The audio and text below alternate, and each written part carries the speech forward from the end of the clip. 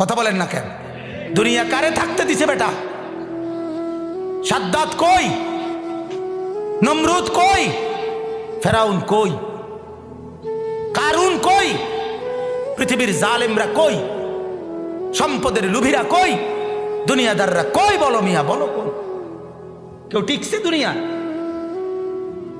কেউ টিকছে?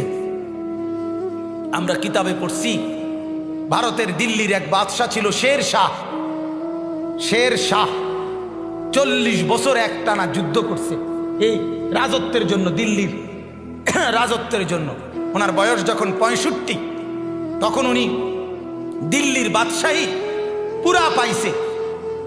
সেদিন পাওয়ার পরে একদিন আফসুস করে বলতেছে, হায় দুনিয়া, তুই আমারে যখন ধরা দিলি তখন আমার কবরে যাওয়ার সময় হয়ে গেল।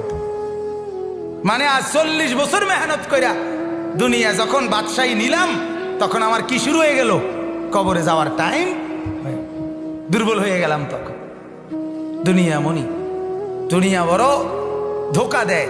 সব গুছাইয়া দুনিয়ারে সাজাইবার পরেও, সব ক্লিয়ার হবার পরেও, এ বাড়ি দাড়ি বিল্ডিং টিল্ডিং এর কাম সব গুছাইয়া সারলে আমার বড় ভাইয়ের বিবি, আমার বড় ভাই আলহাজ হযরত মাওলানা মাহবুবুর রহমান আশরাফি, তার বিবি আমার বড় ভাবি, মায়ের মতো যিনি আমগরে আদর করছিলেন, নতুন বিল্ডিং করছে, অনেক কষ্ট করে কোনো রকমের রুমডি ঠিকঠাক করে উঠছে।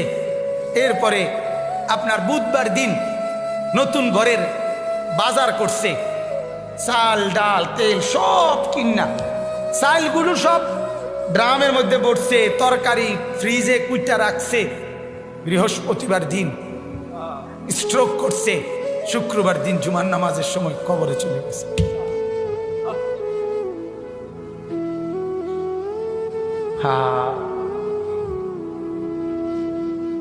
আগামীর পৃথিবী, আগামীর সামনে দাজ্জাল বাজান, আগামীর সামনে দাজ্জাল। দাজ্জাল দেখা যায়, দাজ্জাল দেখা যায়, কিয়ামত দেখা যায়। ইকতারাবা লিন্নাসে হিসাবুহুম, আল্লাহ বলে হিসাবের সময় কাছায় গেছে বান্দা। ইকতারাবাতিস সাআ, আল্লাহ বলে কিয়ামত ঘনায় গেছে বান্দা। আরে যিনি বানানেওয়ালা তিনি বলতেছে, ও আমার বান্দা, আমি না বলছি এই নবী শেষ নবী, এই কিতাব শেষ কিতাব, এই দিন শেষ ধর্ম, আর দিতাম না রে। এরপরে তো আমার সংসার আমি গুছাই এলামু, তাহলে কিসের অপেক্ষা করছেন? আল্লাহ যখন বলবে এই জাহান্নামী, আর কোনো কথা বলতে পারবি না, সাথে সাথে জাহান্নামের আযাবের, জাহান্নামীর গলার আওয়াজ, কথার শব্দ বন্ধ হয়ে যাবে। এরপরে আর কোনো শব্দ জাহান্নামী উচ্চারণ করতে পারবে না। আরো জঘন্য কথা আছে, তাফসীরে মারিফুল কোরআন লিখছে, এরপরে জাহান্নামী কুত্তার মতো ঘেউ ঘেউ করবে, কুকুরের মতো শুধু ঘেউ ঘেউ। বিশ্বাস করেন, সেদিন কিয়ামতের দিন তোমাদের পুরা জিন্দেগির আমল ওজন হবে।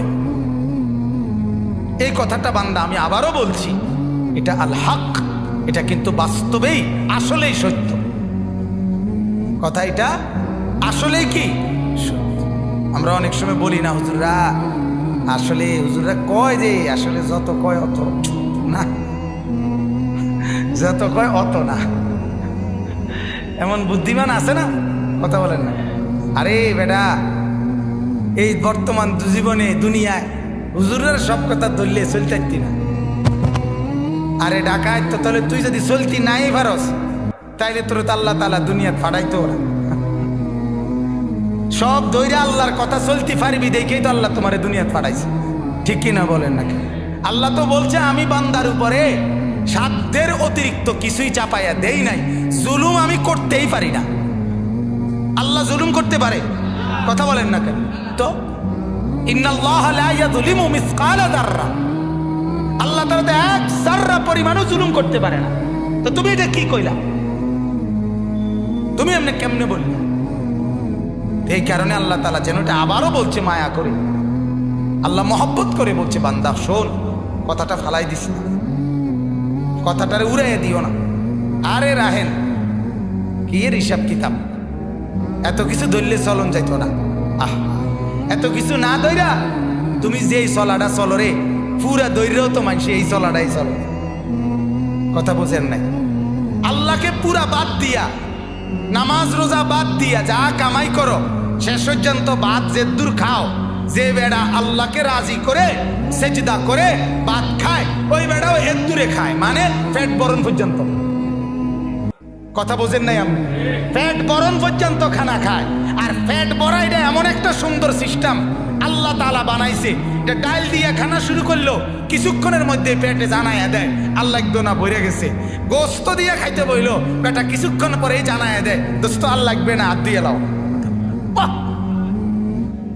আবু তালেবকে কি পরিমাণ চেষ্টা করছে বলেন, শেষ মুহূর্ত পর্যন্ত চোখের পানি ফেলে বলছে চাচা, চাচা কালেমা পড়েন চাচা। 38 বছর, 12 বছর থেকে নবীজির বয়স যখন 50 তখন আবু তালেব ইন্তেকাল করছে। 12 বছর বয়সে আব্দুল মুত্তালিব নবীজির দাদা নবীজিকে আবু তালেবের হাতে তুলে দিয়েছে, বলছে আমার এই নাতি মুহাম্মদ, তার বাবা নাই, তোমার হাতে তুলে দিয়ে গেলাম, তুমি মৃত্যু পর্যন্ত তারে আশ্রয় দিও, পাহারা দিও, তার অভিভাবক হিসাবে থাইকো। বাপে মানে দাদা, নবীজির দাদা বলে গেছিল। সেই 12 বছর বয়স থেকে 38 বছর একটানা মানে 50, নবীজির বয়স যখন 50 তখন আবু তালেব ইন্তেকাল করছে। 38টা বছর একটানা যে নবীজির পাশে ছিল, আল্লাহ নবী সাল্লাল্লাহু আলাইহি সাল্লামের কি পরিমাণ খেদমত করছে, এই লোক সেবা করছে, আশ্রয় দিছে, অভিভাবক হিসাবে পাহারাদারি দিছে, নজরদারি রাখছে। মক্কার কুরাইশরা চূড়ান্ত ভাবে রাসূলুল্লাহ সাল্লাল্লাহু আলাইহি সাল্লামকে চূড়ান্ত ভাবে কোনোদিন হত্যা করার সিদ্ধান্ত আবু তালেব থাকাকালীন নিতে পারে নাই। শুধু আবু তালেবের প্রভাব প্রতিপত্তির কারণে, আবু তালেব বড় নেতা ছিল এই কারণে, কিন্তু রাসূলুল্লাহ সাল্লাল্লাহু আলাইহি সাল্লাম সেই চাচার বিনিময়ে এই পরিমাণ চেষ্টা করছে যে চাচা আজ এতটা বছর আপনি আমার পাশে, আপনি কালেমাটা পড়েন চাচা। আবু তালেব বলছে না ভাতিজা, বংশের মুখে চুনকালি মাখতে পারুন না, বংশের কাছে বেইজ্জতি হব, সমাজের কাছে ঘৃণিত হয়ে যাব, আমার নেতৃত্ব থাকবে না, মৃত্যুর পরেও আমি স্মরণীয় নেতা হতে চাই, মৃত্যুর পরে অর্থাৎ কুরাইশের নেতাই থাকতে চাই। নাউজুবিল্লাহ।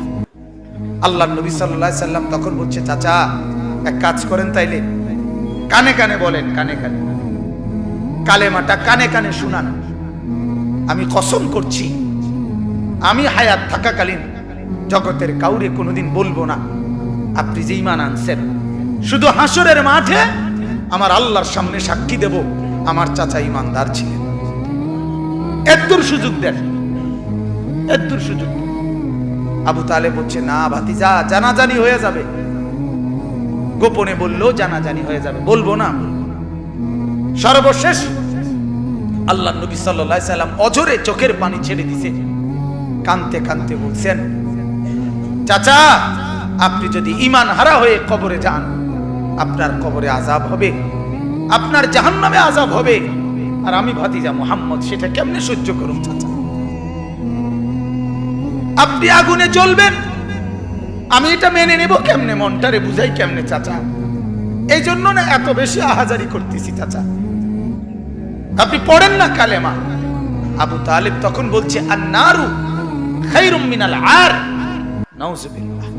আবু তালেব বলছে মুহাম্মদ, সমাজের কাছে বেইজ্জতি হওয়া এটার চাইতে আগুনে জ্বলা এটা ভালো। আন-নারু খায়রুম মিনাল আর। সমাজের কাছে আর মানে লজ্জিত, লজ্জিত হওয়ার চাইতে জাহান্নামের আগুনে জ্বলবো এটা ভালো। আবু তালেব বলল মুহাম্মদ জাহান্নামের আগুনে প্রয়োজনে জ্বলবো, কিন্তু বেইজ্জতি হইতে দিতাম না। কার কাছে? সমাজের কাছে। কার কাছে বলেন না? আল্লাহ নবী সাল্লাল্লাহু আলাইহি সাল্লাম হাদিসের মধ্যে আছে এরপরে আবু তালেব ইন্তেকাল করছে, মারা গেছে। মারা যাওয়ার পরেও নবী এবার বলতেছে চাচা এবার আমি আল্লাহর কাছে আপনার কাছে আপনার জন্য ইস্তেগফার করব। যতক্ষণ আমার আল্লাহ আমারে নিষেধ না করে ততক্ষণ আমি আপনার জন্য। এবার যেহেতু আর আপনারে বুঝাইতে পারলাম না, এবার আল্লাহকে বলি, আল্লাহকে বলতে থাকি। এবার আল্লাহর নবী চাচার জন্য মাফ চাইতে শুরু করছে। ঠিক তখন ওই নূহ আলাইহিস সালামের মতো আল্লাহ তাআলা আমাদের নবীকেও নিষেধ করছে, মা কানা লিন নাবিয়্যি ওয়াল্লাযীনা আমানু আন ইস্তাগফিরু লিল মুশরিকিন ওয়ালাউ কানু উলি কুরবা বা'দা ইয তাবায়্যানা লাহুম আন্নাহুম মিন আসহাবিল জাহিম। আল্লাহ বলেন, নবী আপনার জন্য উচিত হবে না, কোন ঈমানদারের জন্য উচিত হবে না, তার সবচেয়ে নিকটতম জন যদি কুফরি অবস্থায় মুশরিক অবস্থায় মৃত্যুবরণ করে, তার জন্য আমার কাছে মাফ চাওয়া এটা আপনি এবং আপনার ঈমানদার অনুসারী কারো জন্য জায়েজ নাই, অনুমতি নাই। এরপরে নবী থামছে। আমার বলার উদ্দেশ্য হলো ফিকির, বুঝছেন? আমার কথা হলো যে দরদটা কি পরিমাণ ছিল, কথা বুঝছে? আল্লাহ থামানো পর্যন্ত উনি শুধু বলতেই থাকছে, বলতেই থাকছে। হাদিসের মধ্যে আছে, বাপ আল্লাহর নবী বলছে, যখনই জমিনে কোনো বান্দা নাফরমানি করে তখন ওই জমিনের ওই বান্দার পায়ের নিচের মাটিটা, জমিনটা আল্লাহর কাছে আবেদন করে, আল্লাহ আল্লাহ আমার একটু সুযোগ দাও, আমি একটা শুধু গড় দেমু, আমার নিচের মাটিটা উপরে উঠামু, উপরের মাটি নিচে নামামু, শুধু ওই লোকটা যেরকম বিছনায় এপাশ ওপাশ করে আমি আমার জমিনটাকে একটু এপাশ ওপাশ করবো, আমার নিচের মাটি তুলবো, উপরের মাটি নিচে নামাবো, আল্লাহ এরে নিয়া আমি শুধু একটা উল্টানি দিতে চাই, তুমি আমার অনুমতি দাও। রব্বুল আলামিন তখন বলে ওই জমিনকে, না তুই এমন করিস না, ও যে আমার বান্দা, ওরে না আমি বানাইছি, আরে আমি বানাইছি, এই জমিন আমি কায়নাত আমার হুকুম দিয়ে বানাইছি, আর ওরে আমি হাত দিয়ে বানাইছি, আমার হাতে বানাইছি, আর নাক আমি লাগাইছি, আর চোখ আমি লাগিয়েছি, আর কান আমি লাগিয়েছি, আর হাত আমি লাগাইছি। আরে আমি সেই মাওলা, যে মাওলা কুন বললে ফায়াকুন, যে মাওলা ভ বললে হয়ে যায়। ওরে বানাইতে এভাবে করি নাই, 9 মাস পরে আর মায়ের পেটে রাইখা আমি নিজের হাতে ড্রয়িং করছি, নিজের হাতে। একবার নাক লাগাইয়া 100 বার দেখছি, ঠিক মতো হয়েছিনি। একবার চোখ লাগাইয়া কুটিবার দেখছি, ঠিক মতো হয়েছিনি। এইভাবে 9 মাস আমি তারে যত্ন করে সাজিয়ে, সুম্মা আনশানাহু খালকান আখার, আমি তার এক মানুষ বানিয়ে এরপরে মায়ের পেট থেকে আমি বের করেছি। যাকে আমি এত যত্ন করে বানাইছি রে, তারে এত অল্পতে কেমনে মেরে ফেলি? না তুই একটু ক্ষান্ত হ, দেখি না ও তওবা করে কিনা, ও ফিরে আসে কিনা, দেখি না। পাকিস্তানের হযরত মাওলানা সৈয়দ আব্দুল মজিদ নদীম সাহেব রহমতুল্লাহ আলাইহি বলতেন যে এক ভেগে যাওয়া সন্তান মাকে ত্যাগ করে, বাবাকে ত্যাগ করে যেই সন্তান চলে গেছিল, 4 বছর পরে 10 বছর পরে 10 বছর পরে সেই সন্তান যদি মার কাছে ফিরে আসে আর চোখের পানি ছেড়ে দিয়া বলে, মা মাফ করে দাও, আমি ভুল করে ফেলছি, সৈয়দ আব্দুল মজিদ নদীম সাহেব বলতেন যে ওই মা ওই সন্তানকে মাফ করতে যদ্দূর দেরি করবে, 90 বছরের ভেগে যাওয়া বান্দা আল্লাহর নাফরমানি করার পরেও 90 বছর পরে যদি একত্রে একদিন এক রাত গভীরে আল্লাহর কাছে চোখের পানি একবার ছেড়ে দেয়, আল্লাহ তাআলা ওই মার আগে রব্বুল আলামিন তাকে মাফ করে দিন। এমন যিনি, তার নাম আল্লাহ। যুবক তুই তোকে চিনলি না, হায় হায়, তামসাটাকে জিন্দেগি মনে করলাম। 1 প্লেট বিরিয়ানি দিবে, 1 প্লেট খিচুড়ি দিবে, 2টা জিলাপি দিবে, এর জন্য জিন্দেগিটা কি কামিয়াবি বানাইলা? এটা কি মনে করলা সফলতা? কিছুক্ষণ মোবাইল চালাইলা, কিছুক্ষণ মেয়ে দেখলা, ছবি দেখলা, নাটক দেখলা, নাচ দেখলা, আর কিছুক্ষণ ঘুমিয়ে রইলা, এটাকেই জিন্দেগি মনে করলা। আর আপনারা যারা ব্যবসায়ী কামাই রোজগারি করেন, আর আপনারা এই কিছুক্ষণের কামাই আর বউ বাচ্চার জন্য ভাত মাছ কিনা এই কদ্দুরকে জিন্দিগি মনে করলেন। আহা, এই সামান্য কদ্দুর ফিকির, এটা তো পিঁপড়ার ফিকির। পিঁপড়া পিঁপড়া। আমাদের বাংলাদেশের একজন শ্রেষ্ঠতম আলেমে দ্বীন, গবেষক আলেম ডক্টর আফম খালিদ হোসেন, অনেক বড় মাপের আলেম এবং জ্ঞানী গবেষক, উনি বলছেন এক পিঁপড়া সামান্যটুকু খাবার খায়, হ্যাঁ, কিন্তু এরপরও সে জমা করে রাখে।